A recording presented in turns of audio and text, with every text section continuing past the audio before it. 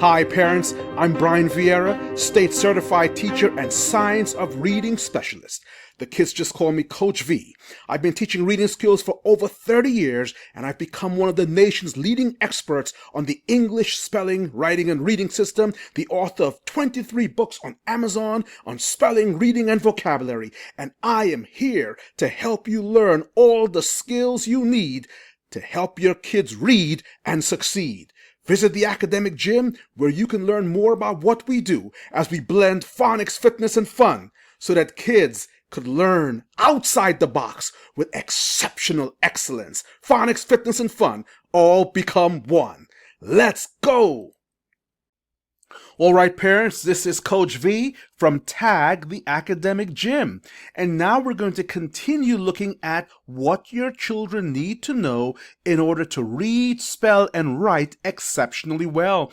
But now I'm going to focus on the New York State third grade reading standards. Once again, if you don't live in New York State, that's okay, because these standards approximate what we would call the general Common Core standards across the nation.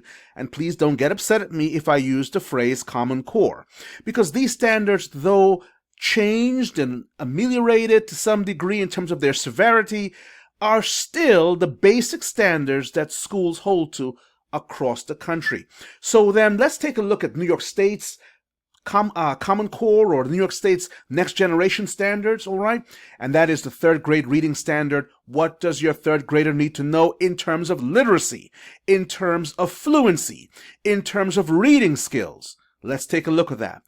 You will notice that there's no longer any category here for phonological awareness. There is not a third grade standard. I think that's a mistake, only because kids who are in third grade who missed school during the pandemic need to go back to learn phonological awareness. Once again, as I stress at the beginning of every video, these are the 4 big ideas that you as a parent need to know in order to make sure that your child has learned or is learning what they need in order to read.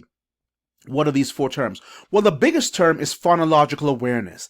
That is the umbrella term, and it refers to the understanding or the ability to recognize and manipulate the sound structures of spoken language. What do I mean by that? It means that your child should be able to hear a word and break that word down mentally in order to spell the word and in order to map the word to print.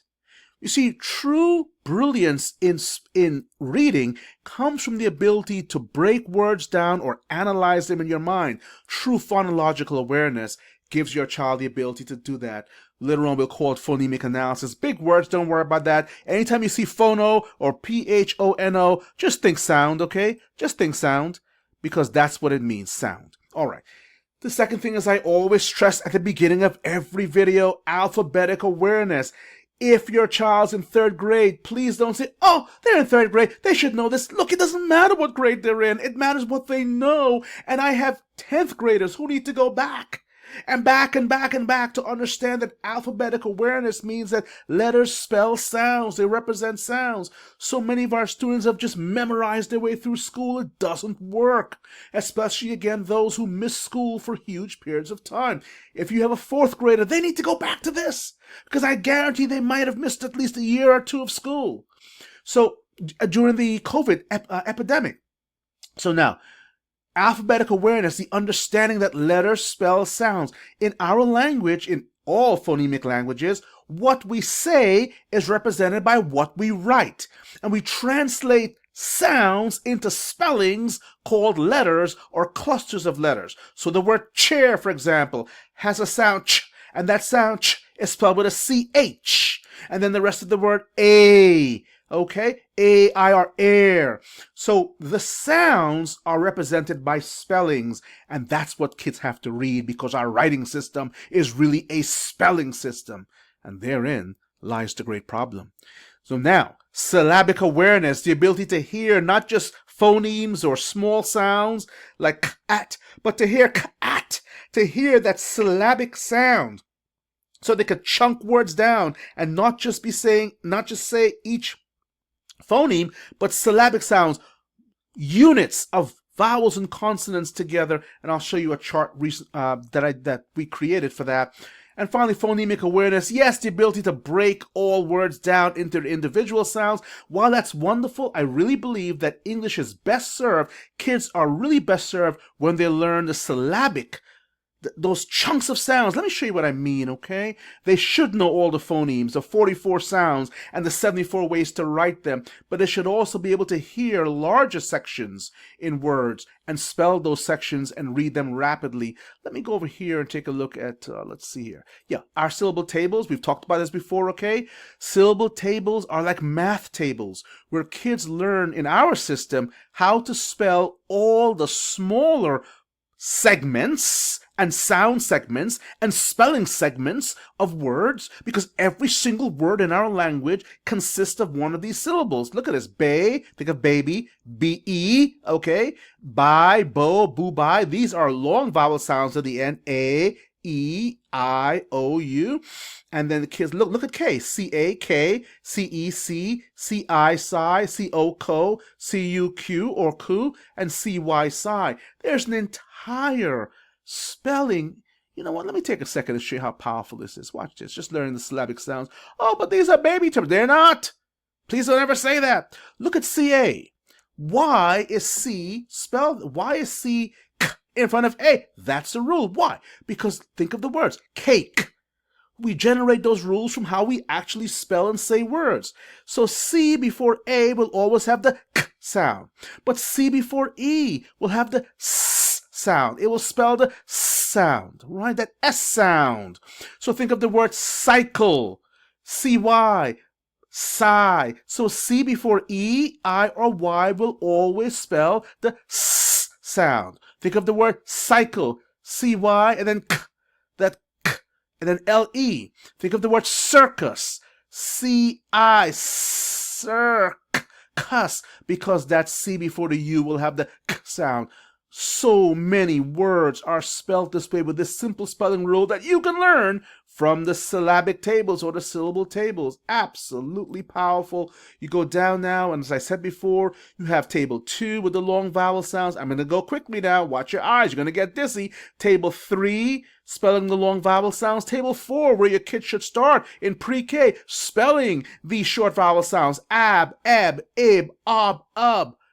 I could just throw a consonant before them. Dab, dab, dib, dob, dub.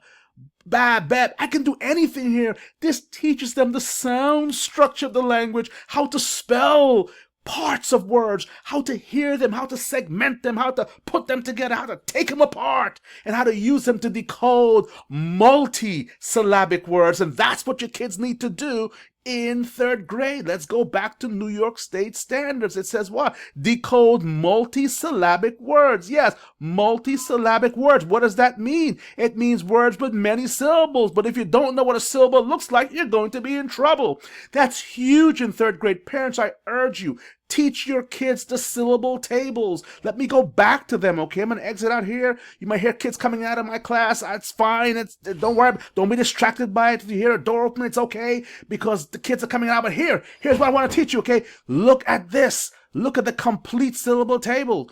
Okay, table 4, short vowels, right? Table 5, there you go again. Adge, edge, itch, on. You said, what? There are no words ending in adge. No, but madge, because M-A-D-G-E. Here's the rule.